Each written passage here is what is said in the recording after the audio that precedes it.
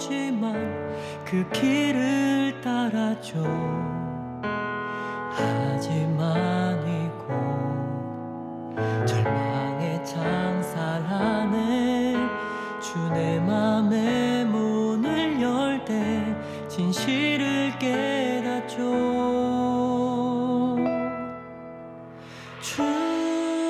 주는 다시죠 나의 길을. 내 삶을 다 맡깁니다. 내 길 더 잘 아시니.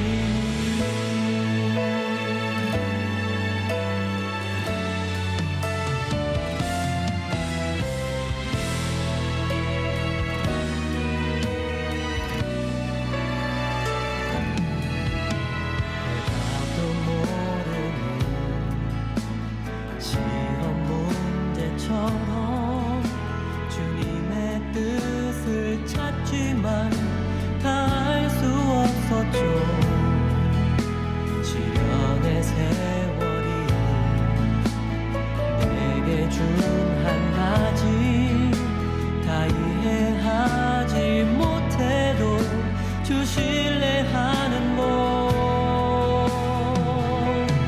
내 주는 다시죠 나의 길을. 내 삶을 다 맡깁니다. 내 길 더 잘 아시니. 하늘 나는 새를 바라볼 때 그렇게 나도 날 수 있을 거야. 소망의 날개 펼 수 있도록 나를 이끌소서. 가르치소서. 내 주는 다시죠 나의 길을. 내 삶을 다 맡깁니다. 나 비록 알지 못하나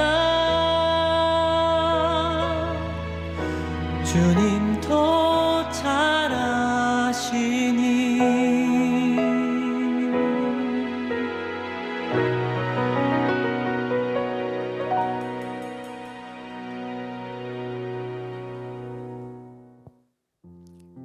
할렐루야. 예수님과 함께 걷는 40일 특세 뜻밤 함께하는 예한가족을 진심으로 축복합니다. 이 시간 찬양으로 서로를 축복하며 하루를 열었으면 좋겠습니다.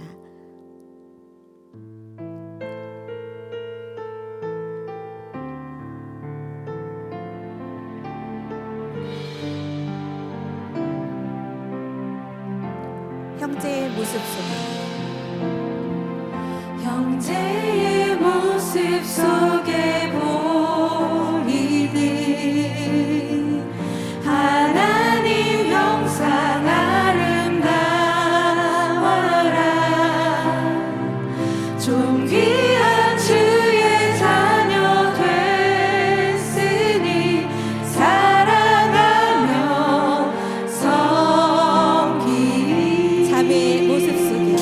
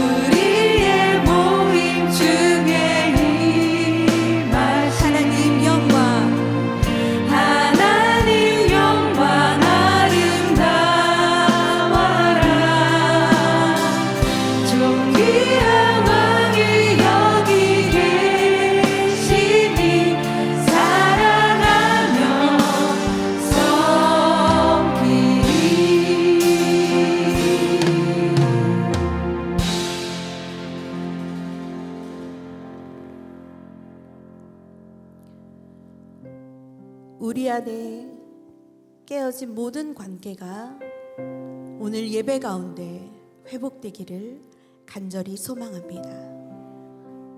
먼저는 하나님과의 관계가, 하나님과의 그 사랑이 회복되기를 원합니다.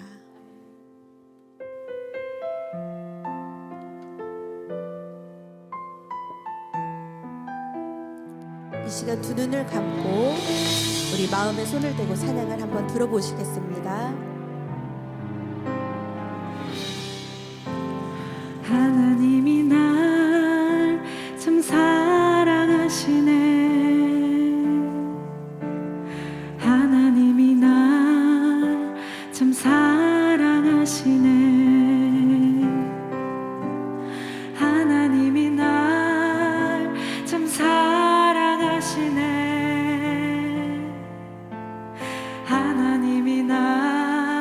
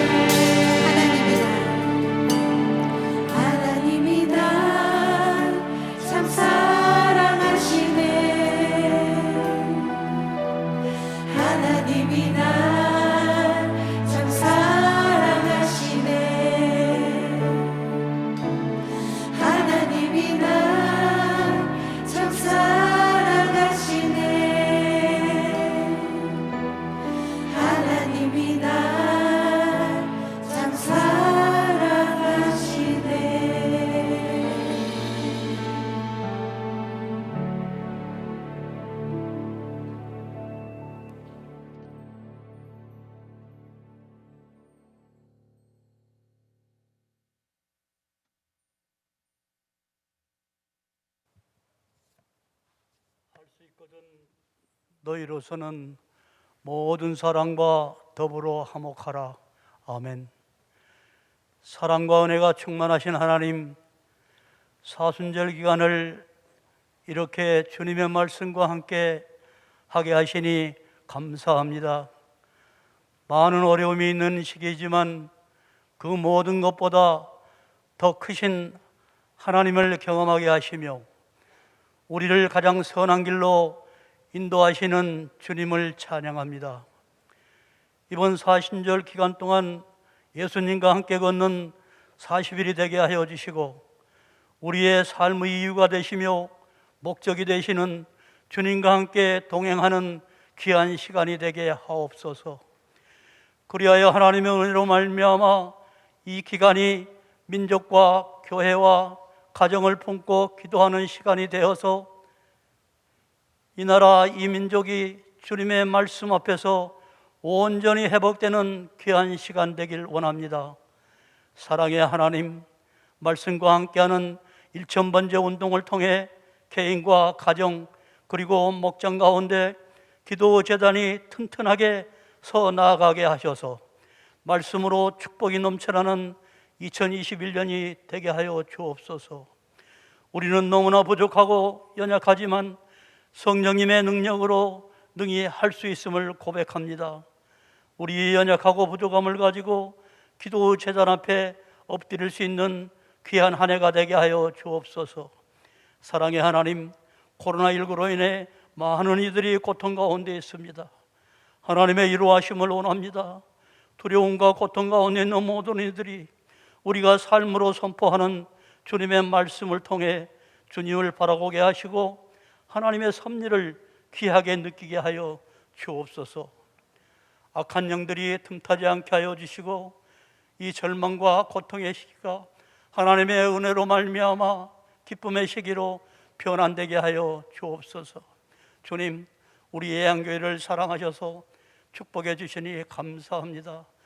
주님께서 사랑해 주시고 축복해 주신 만큼 담임 목사님으로부터 어린아이에 이르기까지 모두가 한마음 한뜻으로 귀한 영향력을 끼치는 우리 교회가 되게 하시고 양주 지역을 넘어 이 나라와 이 민족 그리고 열방 가운데 하나님의 사랑을 증거할 수 있는 예양교회가 되게 하옵소서. 오늘 또 단위에 세워주신 담임 목사님을 위해 기도합니다. 항상 강건함을 허락하시고 목사님의 입술을 주장하여 주셔서 준비하신 말씀을 선포하실 때 아멘으로 화답하게 하여 주시고 선포된 말씀을 우리 마음에 새겨 그 말씀이 우리의 삶의 능력이 되어 우리의 삶이 변화되게 하옵소서. 주님, 그리하여 우리의 향의 모든 성도들이 예수님께서 우리를 사랑하신 것 같이 우리도 서로 사랑하여 예수님이 살아계심을 드러나게 하여 주옵소서. 주님, 예양의 한우들을 위해 기도합니다. 지금 이 시간도 악한 질병과 싸우며 아버지께 기도하는 한우들을 기억하시고 찾아오셔서 치유의 손길로 그들을 만져주시고 회복시켜 주시옵소서. 치유하여 주시옵소서. 감사합니다. 날마다 저희들 삶 가운데서 주님의 마음 아프게 하신 일 없게 하여 주시고 오로지 주님을 찬양하는 우리 예향의 성도들 되게 하여 주옵소서. 감사드리며 우리를 축복하시고 사랑하시는 예수님 이름으로 기도드립니다. 아멘.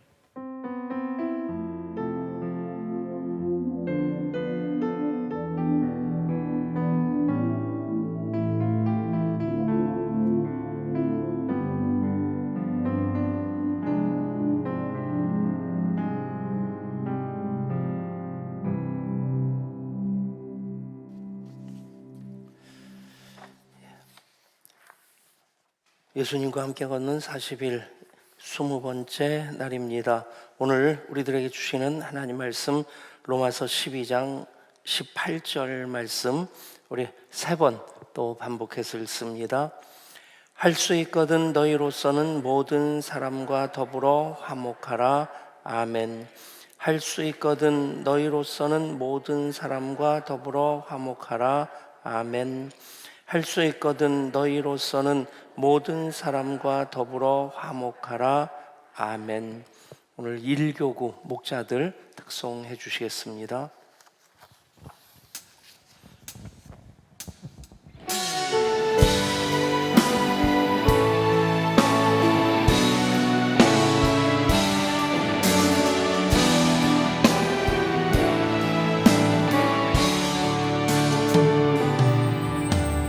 누구도 주님을 바꾸지 않으리 다른 어떤 은혜 구하지 않으리 오직 주님만이 내 삶의 도움이시니 주의 얼굴 보기 원합니다. 나 죽어도 주님을 바꾸지 않으리 다른 어떤 은혜 구하지 않으리 오직 주님만이 내 삶의 도움이시니 주의 얼굴 보기 원합니다. 주님 사랑해요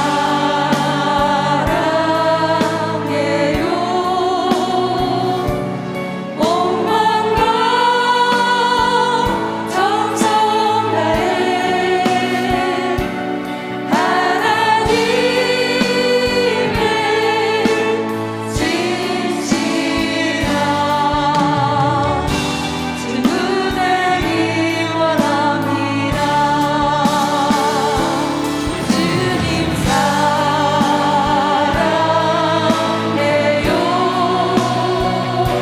목만과 정성 다해 하나님의 진실한 친구 되기 원합니다. 친구 되기 원합니다.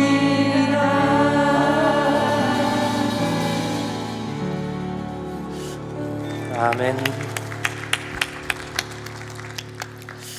예, 1교구 목자들은 이제 오디션 보고 목자가 되시는 것 같습니다. 예, 목자로서 찬양까지 잘하면 더 아름답다 하는 생각이 듭니다. 조금 전에 우리 함께 불렀던 우리 찬양팀이 이렇게 불렀던 그 찬양이 하나님이 날 참 사랑하시네. 근데 그 제목이 아 맞다입니다. 예, 하나님이 날 참 사랑하시는 것, 세월에 묻혀 현실에 갇혀 그래서 깨닫지 못했는데 어느 날 문득 깨닫게 되면 하나님 날 참 사랑하신다. 아 맞다. 아멘. 예, 아 맞다. 깨닫는 하루하루가 될 수 있기를 소원합니다. 목적이 그런 40일 예수님과 함께 걸어가는 사순절 특세를 통해서 하나님의 뜻이 무엇인지 이제 교회와 가정 공동체를 세우시고 그 공동체를 통해서 그 공동체의 본질인 예배와 교제와 훈련과 사역과 전도를 다시 한번 우리로 확연하게 하시는 그런 과정들, 아 맞다 하는 그런 마음으로 우리가 다시 맞이한다면 우리들 모든 관계 속에서 살죠. 관계 없이 살아갈 수 있는 사람은 단 한 사람도 없습니다. 이제 그 관계가 하나님께서는 그 관계를 위해서 물론 하나님 존재 그 자체가 삼위일체 하나님으로 공동체로 존재하시기에 사람을 하나님의 형상대로 지으셨다 하는 것은 그 공동체로 살게 하시는 그 뜻도 의도도 담겨져 있습니다. 그래서 하나님 지으신 모든 것을 보시면서 보시기에 참 좋았더라 하셨는데 보시면서 좋지 못하게 여기셨던 것, 아담이 혼자 사는 것이었습니다. 그래서 아담으로 하여금 하나님께서 이제 함께 사는 것의 소중함을 알게 하시고자 하신 일이 무엇일까? 그것이 성경에 그대로 기록되어 있는 것은 아니지만 하나님께서 아담에게 어떤 일을 하게 하시냐면 하나님께서 지으신 모든 동물들의 이름을 짓게 하십니다. 그 이름을 지으면서 참 잘 지었죠. 사자는 사자같이, 사자를 보고 기린 그러면 그 기린 같겠습니까? 또 뭐 수백 년 기린 하다 보면 이게 그 기린인가 보다 그러겠지만, 사자는 사자 같고 호랑이는 호랑이 같고, 그 이름, 물론 아담이 진 이름이 사자인지 호랑이인지 그때 썼던 언어가 무엇인지에 대해서는 천국 가서 확인해 봐야 될 일이긴 하지만, 근데 그 이름을 지으면서 아담이 깨달은 게 뭘까요? 모든 게 짝이 있는데, 집신도 짝이 있는데 나만 없구나. 그걸 하나님께서 의도적으로 깨닫게 하셨을 겁니다. 모든 동물들 암수로 만들어 주셨는데, 그런데 그 이름들을 지어주면서 아담이 나만 짝이 없구나 하는 그런 허전한 마음을 갖게 하시고, 그 다음에 하나님께서 아담을 깊이 잠들게 하신 다음에 옆구리에서 갈비뼈 하나를, 이 갈비뼈라고 하는 것은 머리나 다리라고 하는 위아래의 개념이 아니라 동등하다는 개념입니다. 남편을 하나님께서는 이제 아내의 머리라고 하셨는데, 그러면 아내는 이게 목입니다. 그 머리는 목이 받쳐주지 않으면 구실을 못합니다. 이게 제 있을 수도 없고, 더더군다나 목이 움직이는 대로 줏대도 없이 그냥 왔다 갔다 합니다. 예. 그러니까 그게 현실이에요. 여자분들 너무 좋아하지 마세요. 말하는 저는 서늘합니다. 근데 어쨌든 그게 현실이더라고요. 우리 집만 해도 제가 3살이나 많은데 3년 동안 밥을 먹었어도 몇 끼를 더 먹었는데, 할렐루야. 우리 끝난 다음에 남자들끼리 뒤풀이 한번 하겠습니다. 근데 어찌됐든 그 관계 속에서도 묘하게 남자들이 이거 좀 밀리고 있다 하는 것을, 그런데 또 아내들은 그걸 또 인정을 안 하잖아요. 우리 집에서 이제 부부가 얘기를 하면 맨날 그 얘기를 해요. 맨날 자기가 진대요. 저는 내가 진다고 그러고 집사람은 자기가 진다고 그러는데, 그럼 누가 이겨요? 그냥 성경적으로 보면 지는 게 이기는 거다, 그러고 이제 사는데, 어쨌든 머리뼈 가지고 아내를 만들었다, 하와를 만들었다. 하나님의 의도는 동등하다 하는 그것인데, 그런데 또 좀 힘 좀 있다는 남자들, 좀 머리 안 좋은 남자들이 또 함부로 대하는 일들이 얼마나 많습니까? 이번엔 여자분들이 아멘 해야 될 자리입니까? 어쨌든 그런 부분에서 하나님께서는 옆구리에서 갈비뼈를 떼서 만드셨다 하는 게 히브리적인 의미로서는 이 갈비뼈가 몇 개냐, 그게 아닙니다. 그런 어떤 동등하다는 의미가 거기에 담겨져 있는 것인데, 그 과정을 통해서 하나님께서 아담으로 하여금 함께 살게 하셨습니다. 자주 말씀드리지만 하나님의 창조의 완성이 가정이고, 그 가정으로부터 하나님의 구원이 시작되어집니다. 그러니까 이 공동체가 얼마나 중요하냐, 더없이 중요한 겁니다. 이 관계라고 하는 것, 이제 소련 공산주의 체제 때 정치범들 가둬두는 감옥이, 이제 이 정치범들 중에서 좀 센 사람들, 소련 입장에서 보면 정치범이고, 이쪽 입장에서 보면 그 인권 운동가들이나 그런 사람들이겠죠. 어쨌든 가둬놓고 지하 독방에다 집어넣고 저 한 줄기 빛도 안 들어오는 그곳에 정치범들을 가뒀을 때 20일에서 한 달이 지났을 때 다 정신적으로 이제 헛소리를 한다든가 헛것을 본다든가 미쳐버리는 그런 증상들이 나타났다는 겁니다. 근데 그 가운데 진짜 정치범 급수가 1급 정치범이라서 매일 끄집어내 가지고 취조를 하고 고문을 하고 했던 그 사람들은 여러분 취조를 당하고 고문을 당하는 게 얼마나 힘들겠어요. 근데 어떤 결과가 됐냐면 그냥 지하 감옥에 빛도 들어오지 아니하는 그곳에 20일, 30일 갇혀있던 사람들은 다 정신적으로 문제가 생겼는데 고문을 당하던 사람들은 멀쩡했대요. 몸은 망가졌는데 사람을 만나서 대화는 아니죠. 취조한다는 게 무슨 인격적인 대화겠어요. 다그치고 이 고문한다는 거 상상해 보면 인간성이 거기엔 있을 수가 없는 거죠. 고문하는 사람도 그렇고 고문 당하는 사람도 인간성은 완전히 말살되어지는데, 그런데 그렇게라도 사람들을 만나고 접촉했던 사람들은 정신이 멀쩡했다는 거예요.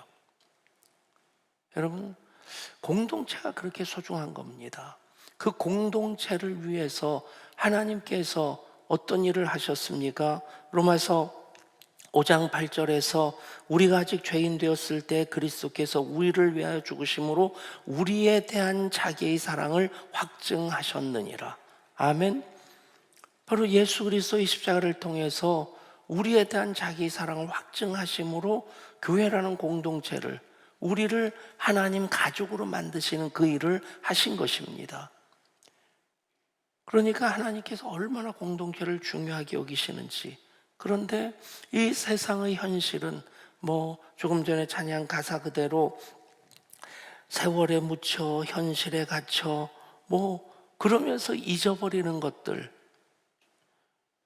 중에 하나가 아니라 너무 자주 잊어버리는 것이 내 곁에 계신 하나님 보는 것을 잊어버리는 겁니다. 공동체의 소중함을 잊어버리는 겁니다. 그게 우리가 사는 현실입니다. 어떤 이유로든 그 공동체가 상처를 받고 공동체가 깨어지고 공동체가 무너지고 그럴 때 하나님께서 그 공동체를 만드신 하나님께서 얼마나 안타까운 마음을 가지시겠습니까? 예수님이 오신 이유도 이 깨어진 공동체를 다시 회복시키고자 오신 겁니다. 그래서 그리스도 안에서 새로운 피조물 된 우리들에게 하나님께서 맡겨주신 것이 무엇이냐면, 누구든지 그리스도 안에 있으면 새로운 피조물이라 이전 것은 지나갔으니 보라 새 것이 되었도다. 그리고 나서 바로 다음 말씀이 우리들에게 맡겨주신 직책이 화목하게 하는 직책이라 합니다. 모든 것이 하나님께로부터 났으며 그가 그리스도로 말미암아 우리를 자기와 화목하게 하시고 또 우리에게 화목하게 하는 직분을 맡겨주셨느니라.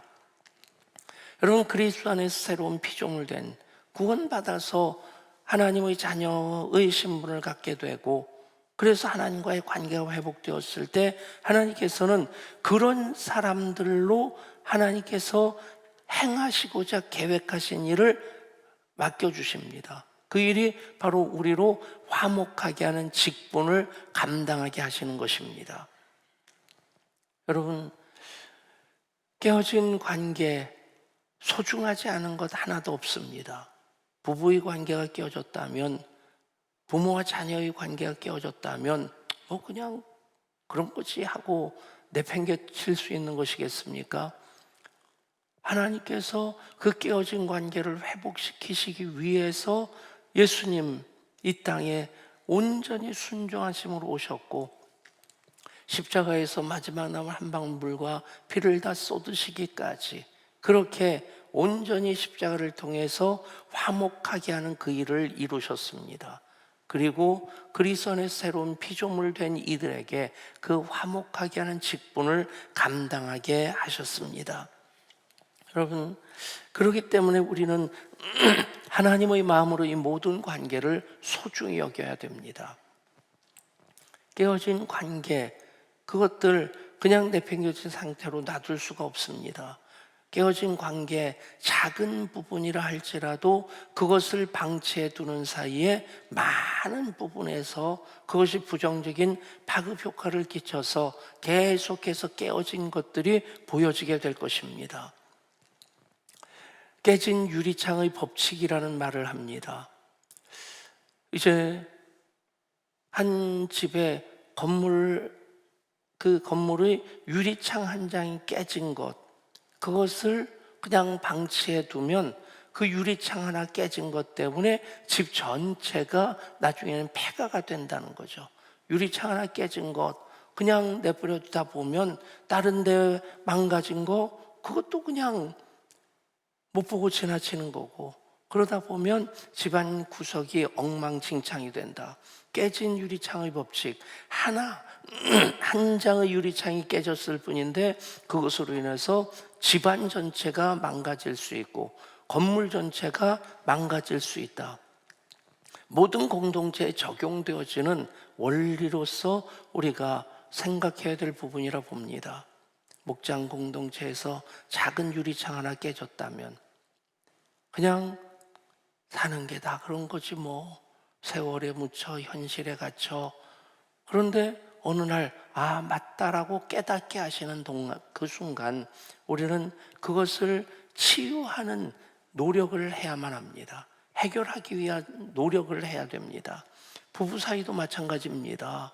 그냥 뭐 다 그러고 사는데 어느 날, 요즘은 집사람이 그 얘기를 안 하는데 친구들을 만나고 와서 몇 번 그 얘기를 하는데 얼마나 좀 위기감을 느꼈느냐면 자기 친구들 다 각방 쓴대요. 그렇다고 자기가 각방 쓰자는 얘기를 하는 건 아니라고 하는데 왜 그 얘기를 자꾸 할까? 위기감을 느껴요. 그래서 얼마나 내가 싹싹 빌고 사정하면서 이불은 따로 덮더라도 각방은 쓰지 말자. 전 자다가 이렇게 옆에 사람이 없으면 허전해요. 그 사람이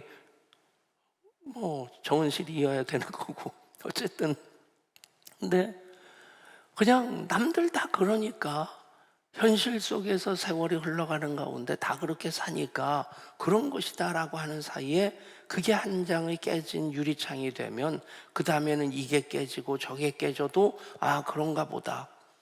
더 이상 다시 회복시킬 수 없는 그런 공동체의 단계까지, 완전히 망가진 그런 단계까지 자기도 모르는 사이에 흘러갈 수 있다고 하는 거죠. 어느 날 문득 맞다 깨닫게 되면 여러분 그것을 성령의 감동으로 우리가 받아들여야 됩니다. 교회도 마찬가지입니다. 참 이런 말씀 드리기는 조심스럽습니다만은 그냥 제가 목회해 보니까 교회가 딱 맞는, 목회하기 딱 좋은 사이즈가 700명에서 1000명 출석하는 교회면 딱 목회하기 좋겠다. 지금 우리 교회가 세계적으로 보면 이제 기준이 출석 교인 2000명 이상이면 아이들까지 이렇게 해서 그러면 메가처치에서 해당이 됩니다. 그러니까 이게 메가처치를 우리나라 말로 얘기하면 초대형 교회라고, 그렇게 대형 교회를 넘어서는 그런 개념인데, 근데 우리나라에는 이제 초대형 교회들이 너무 많아서 2000명, 3000명 교회가 초대형 교회다 그런 표현 쓰는 게 이상하고 어색합니다. 근데 저는 언제나 우리 제 은사이신 교수님께서 주신 말씀이기도 하고 성경의 말씀이기도 하고, 한 영혼이 천하보다 귀하다. 한 영혼의 소중함을 잃어버리게 되면 그건 목회가 아니다. 저는 어쩔 수 없는 한계가 모든 교인들 다 알지 못하고, 그래서 길 가다가 상대편이 먼저 인사를 하면 제가 긴장을 하게 돼요. 이분이 누구지? 우리 교회 등록교인인가? 다른 교회 식구인가? 근데 정말 여기 계신 분들이야 저도 그럴 일이 없습니다. 근데 교회 잘 이렇게 안 나오는 분들이 꼭 저한테 테스트를 해요. 그것도 또 마스크 끼고 모자 쓰고, 그리고 목사님 저 누군지 아세요? 그러면 저는 얼굴에 피가 하얘지는 느낌이 듭니다. 근데 그럴 때마다 진짜 죄송해요. 야, 참 이게 목회인가? 이게 제대로 하는 건가? 근데 여러분, 그래도 한 사람에 대한 소중한 마음을 잃어버리지 않으면서 버티는 것이지, 그것을 잃어버리고 아무렇지도 않게 살아가고 있다고 한다면 저 스스로가 목회 안 해야 되겠다, 이제는 목회 그만둬야 되겠다, 그런 결정을 하는 것이 옳다고 봅니다. 여러분, 작은 관계, 또 우리 교회 등록교인으로 따지면 뭐 아이들까지 해서 4,000명이 훌쩍 넘고 5,000명이 되겠지만, 근데 그 한 사람이라 할지라도 그 한 사람이 아파하고 그 한 사람이 괴로워하고 그 한 사람이 방치되어 있고 그 사람이 투명 인간 취급받는다면, 여러분, 그것을 우리는 아무것도 아닌 양 지나갈 때에 그게 교회의 가장 심각한 위기가 될 수 있다. 아멘.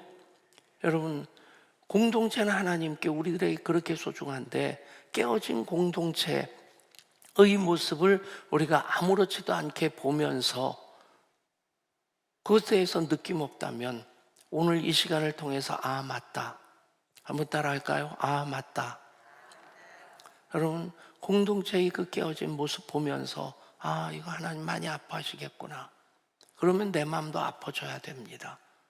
그래서 깨어진 공동체를 회복하기 위한 그 방법들, 릭 워렌 목사님이 7가지를 얘기를 합니다. 7가지. 그 첫 번째는 사람에게 이야기하기 전에 하나님께 이야기하라. 두 번째, 항상 먼저 다가가라. 세 번째, 그들의 감정에 공감하라. 네 번째, 나에게도 잘못이 있음을 고백하라. 다섯 번째, 사람을 공격하지 말고 문제를 공격하라. 여섯 번째, 할 수 있는 한 협력하라. 일곱 번째, 해결이 아닌 화해를 강조하라. 굉장히 참 새겨둬야 될 그런 그 얘기들이라 생각합니다.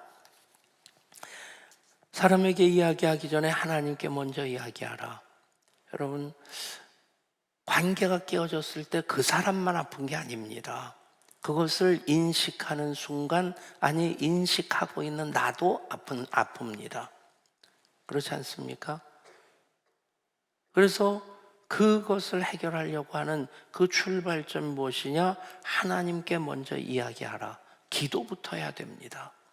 기도하는 사이에 성령님이 역사하시고 성령님이 그 사람에 대해서 이해할 수 있는 마음, 단지 지금까지는 나를 힘들게 하는, 우리 목장을 힘들게 하는, 우리 교회를 힘들게 하는, 우리 사역팀을 힘들게 하는 그 사람일 뿐이었는데, 기도하면 그 사람을 사랑하게 되고 그 사람을 이해하게 됩니다. 아멘. 여러분, 충분히 기도한 다음에 이만큼 기도하면 됐다, 뭐 충분히 기도할 때까지가 언제냐? 어느 날 갑자기 백목사 야야야야 이제는 말하거라, 그러면 그때가 충분히 기도한 때가 아니라, 또 그런 마음을 주시면 또 응답이나 음성을 주실 때도 있겠죠. 어쨌든 충분히 기도하고 다가서면 똑같은 말인데 아다르고 어다르다, 발음의 차이가 아닙니다. 그건 느낌입니다. 똑같은 말을 하는데 이게 잔소리로 들려지고 자기를 비판하고 비난하는 말로 들려지느냐, 아니면 사랑으로 나에게 권고하는 얘기로 들려지느냐, 얼만큼 기도했느냐에 딸려 있습니다. 그래서 첫 번째, 사람에게 이야기하기 전에 하나님께 이야기하라. 그리고 항상 먼저 다가서라. 여러분, 기도한 사람이 준비한 마음으로 다가서야지, 아무런 준비도 안 한 사람이 그저 대뜸 지나가면서 한마디 툭 던지면 그게 또 하나 화살로 꽂히는 겁니다. 여러분, 기도한 사람이 항상 먼저 다가서야만 합니다. 그리고 세 번째, 그들의 감정에 공감하라. 특별히 목자들이나 아니면 사역팀장들이나, 그래도 이제 권사님, 안수집사님, 장로님들 정도 되면 한번 꼭 읽어보시면 좋겠다는 책이 있어요. 정혜신 이제 정신과 의사인데 적정심리학이라고 하는 새로운 영역을 개척했다고 인정받는 분입니다. 그분의 책이 당신이 옳다 하는 책입니다. 당신이 옳다. 그쪽은 문제가 있어서 아파하고 괴로워하고 씩씩대고 얼굴이 빨개져 있고, 그런데 그 사람에 가서 뭐가 옳고 그른지를 얘기하면 이건 대화가 안 되는 겁니다. 이미 그쪽은 상처를 받고 있고, 또 상처받은 사람들의 특징은 자기만 힘들다고 생각합니다. 그래서 상처의 그 골을 자꾸 깊이 팝니다. 그런 상태에서 바른 얘기하는 것, 이건 접근 방법이 아닙니다. 그러니까 순서적으로 먼저 기도하는 것이고, 그리고 준비되었을 때 내가 다가서는데, 그런데 그 사람의 입장을 공감하는 것으로부터 시작해야 된다는 거예요. 공감 능력이 참 뛰어났던 목사님, 한경직 목사님 얘기를 종종 하는데, 그분은 두 가지로 반응한다는 거예요. 상대방이 맞는 얘기를 하면 맞는 말이네요. 그렇군요. 그러면서 반응하고, 그리고 상대방이 좀 엉터리 박사 같은 얘기를 하면 그럴 수도 있군요. 보통 사람들은 무슨 말을 그따위로 하냐고, 귀신 씨나락 까먹는 소리를 하냐고, 그런 식으로 옳고 그름으로 판단할 때는 이게 관계가 유지가 안 되는 겁니다. 회복이 안 되는 겁니다. 당신이 옳다. 한번 따라할까요? 그렇군요. 그럴 수도 있군요. 공감함으로 이제 대화를 시작하는 것. 그리고 이야기하다 보면 나와의 관계 속에서 어떤 문제가 생겼다고 하면 내 잘못이 있음을 인정하라는 거예요. 나는 옳고 당신이 그러다 하는 그런 구도로서는 상대방이 그것을 용납하고 받아들이기가 쉽지 않은 겁니다. 토론의 경우, 논쟁의 경우는 승자와 패자가 사실은 없습니다. 여러분, 논쟁을 벌여서 상대방을 굴복시켰습니다. 그러면 내가 논쟁에서는, 토론에서는 이긴 것 같은데 상대방은 감정이 상한 겁니다. 그리고 논쟁에서 내가 지면 내 권위가 무너지는 거예요. 그런 네가 나에게 무슨 얘기를 하려고 하냐. 여러분, 전도하면서도 마찬가지입니다. 전도하면서도 상대방에게 어떤 시비거리가 생겨가지고 요즘 교회가 왜 그러냐. 근데 그런 얘기가 나올 수 있죠. 왜냐하면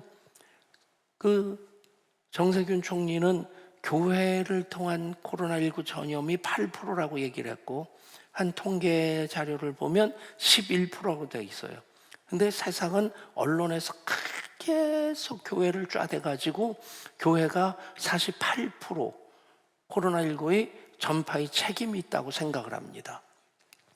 그 확신 가지고 있는데 그 사람에게 정세균 총리가 8%라고 얘기했고, 그리고 이 통계 자료가 11%인데 당신이 잘못 알고 있는 것이다.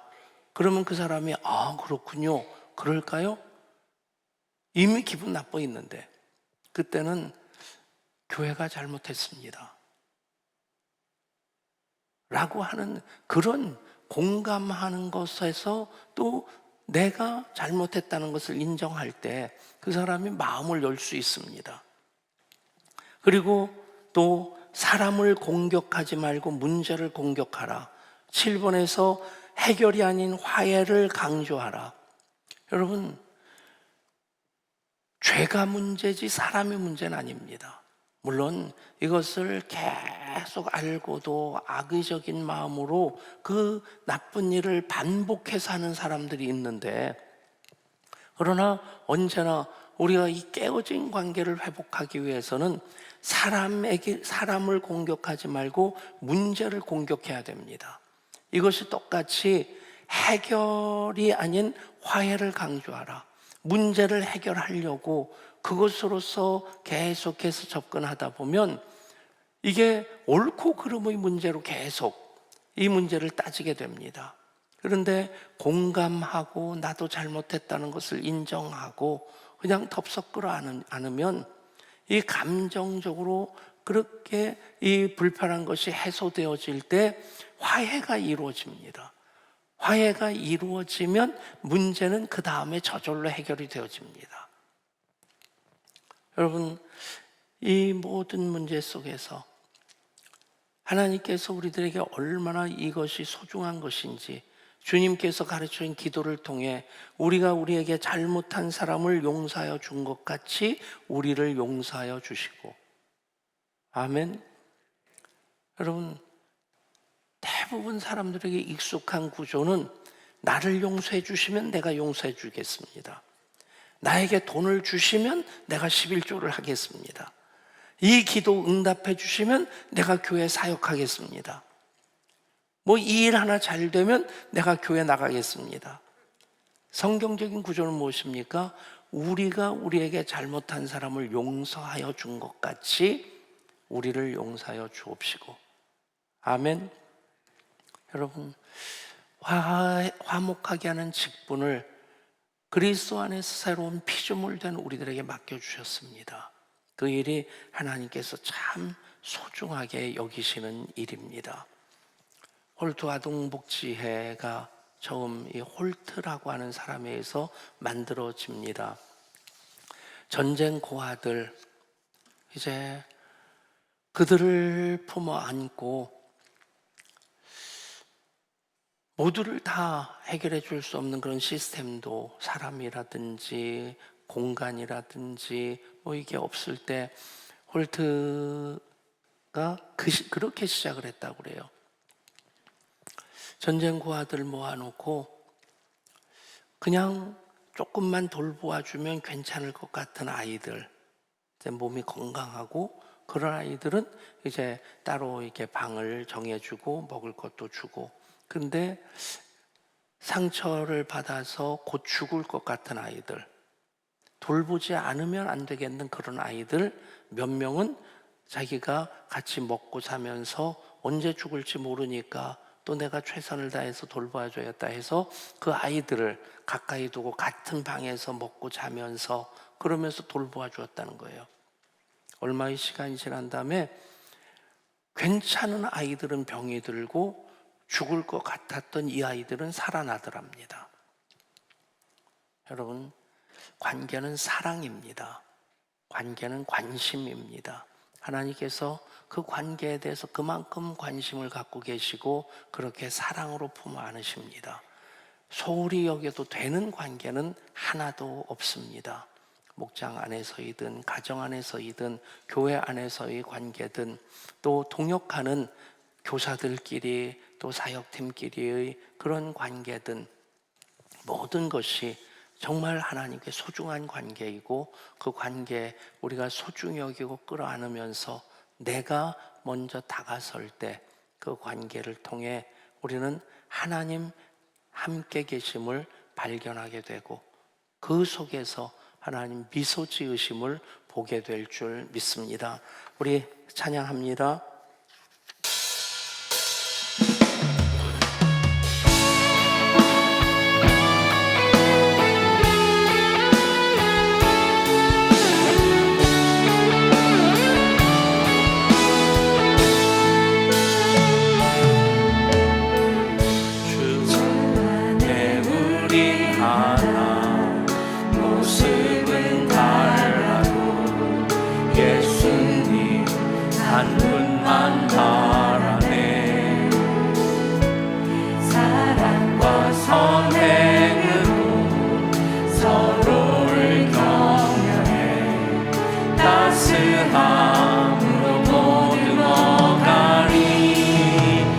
주님 우리 안에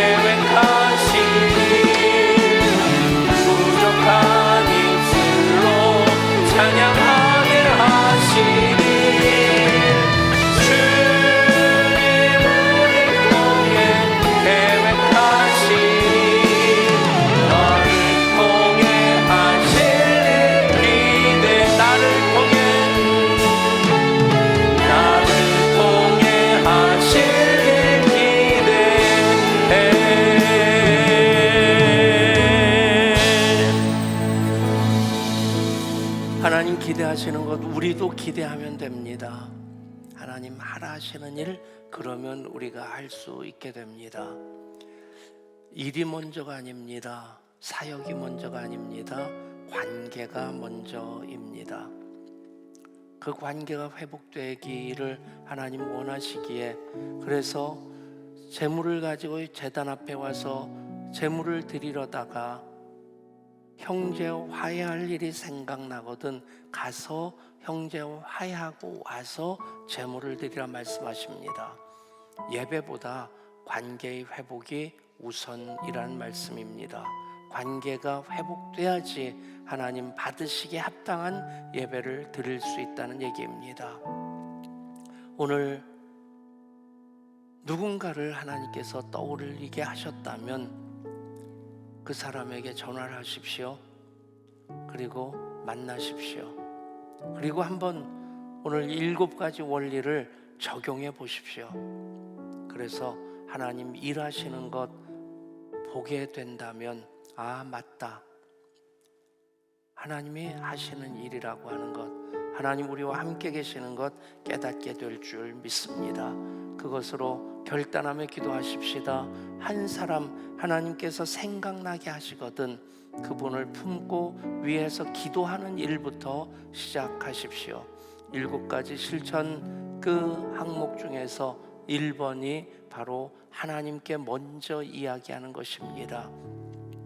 그리고 우리 지금 몸이 아픈 이들 위해서 김진 집사님 3차 항암 치료 마치고 4차 항암 이제 몸 상태를 봐서 또 하게 되는데, 김진 집사님, 김지연 비집사님, 은혁이, 지율이, 또 지율이 지금 퇴원을 했는데 계속해서 경과가 좋도록 위해서 기도해 달라는 부탁이 있습니다. 기도해 주시고, 또 오늘 기도 제목 국내 미자립교회 목사님들입니다. 국내 미자립교회 목사님들을 위로하여 주시고 늘 일용할 양식으로 먹여주셔서 맡겨주신 성도와 교회를 하나님 보시기에 아름답게 섬길 수 있도록 인도하옵소서. 우리 간절한 마음으로 주의 이름 부르고 합심해서 기도합니다. 주여, 아버지, 우리를 통해 이루고자 계획하신 일입니다. 형제와 연합하여 동거함이 어찌 그리 선하고 아름다운지 그 고백 듣기를 원하십니다. 그 모습 보기를 원하십니다. 깨어진 관계 중에 소중하지 않은 건 없습니다. 관계들은 항상 회복할 만한 가치가 있습니다. 하나님, 누군가를 생각나게 하소서.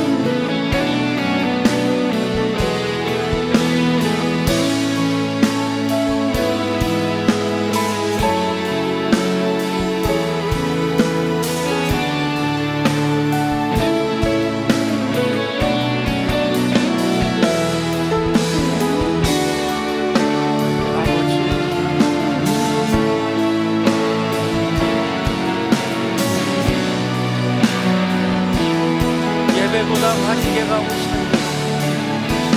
사역보다 관계가 우선입니다. 깨어진 모든 관계가 하나님 뜻대로, 하나님의 방법대로, 또 하나님 맡겨주신 그 직분을 감당함으로 회복되게 하였고,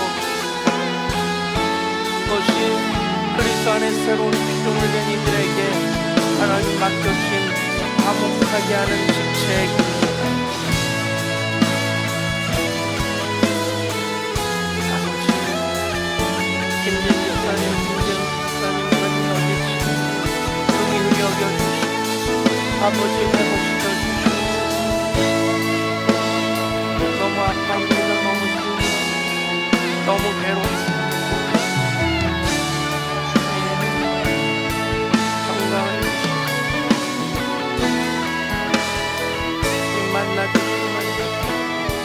하나님 내 편심을 깨닫게 하여 주옵소서.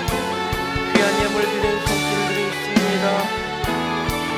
헌금으로 흑사 21제를 맞이하면서 1000번대로 가정을 위해, 가족을 위해, 직장을 위해, 아버지 하나님 VIP들을 위해 기도합니다.